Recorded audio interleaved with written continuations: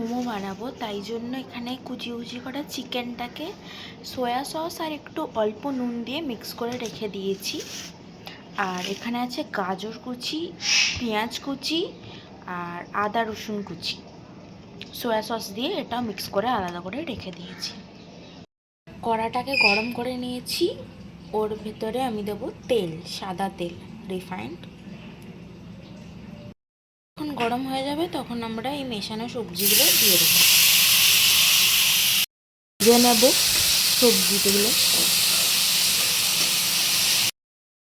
ভাজা হয়ে গেছে। এবার আমরা দিয়ে দেবো এই মিক্স করা সয়া সসের সাথে চিকেনটা, এটাকেও ভালো করে ভেজে নেব। দেখুন চিকেনের মধ্যে থেকে জলগুলো বেরোচ্ছে, এটা একদম শুকনো হওয়ার পর্যন্ত আমরা চিকেনটাকে ভেজে নেব।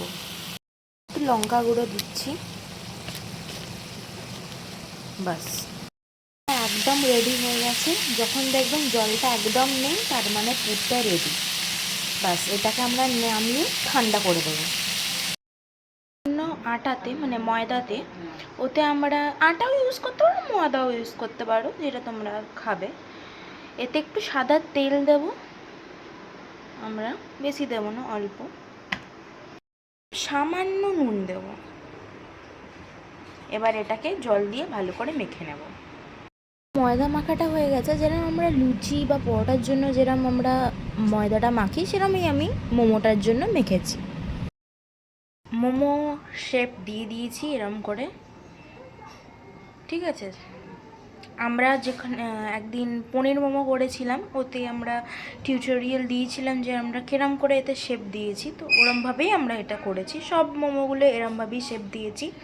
এবার যেহেতু আমরা স্টিমার ইউজ করছি না, তাই জন্য আমরা এরম একটা ফুটো পাত্র নিয়েছি। আপনাদের যেরম খুশি থাকবে ওরম নেবেন। এতে একটু অয়েল ব্রাশ করে নিয়েছি। আর এখানে আমরা হাঁড়িতে জল গরম করে নিয়েছি। এর ওপরে আমরা এইটা দেব, দেখুন। তো এখানে যেহেতু জলগুলো ভাপটা আসবে, আর তার ওপরে আমরা এই মোমোগুলো সাজিয়ে দেব। সব মোমোগুলো আমরা বসিয়ে দিয়েছি। এবার আমরা এটা স্টিম হতে দেব। এতে একটু চাপা দিয়ে দেব, তাড়াতাড়ি হয়ে যাবে। মোমোগুলো একদম রেডি হয়ে গেছে, এগুলো আমরা নামিয়ে নেব। এরম করেই বাকি মোমোগুলো আমরা রেডি করে নেব। মোমোগুলো কি সুন্দর হয়েছে, এরম করে আমরা বাকি মোমোগুলো করে নেব, স্টিম করে নেব। প্রায় আমাদের 10 মিনিট মতন লেগেছে এই মোমোগুলো স্টিম হতে পুরোপুরি। কিরম ফুলে বড় হয়ে গেছে, গরম আছে অনেক। বন্ধুরা মোমোগুলো হয়ে গেছে, স্টিম মোমো। এখানে সস দিয়ে, আর আমি এই স্যুপটা বানিয়েছিলাম ডিম দিয়ে, গোলমরিচ দিয়ে। মোমো আর স্যুপ রেডি।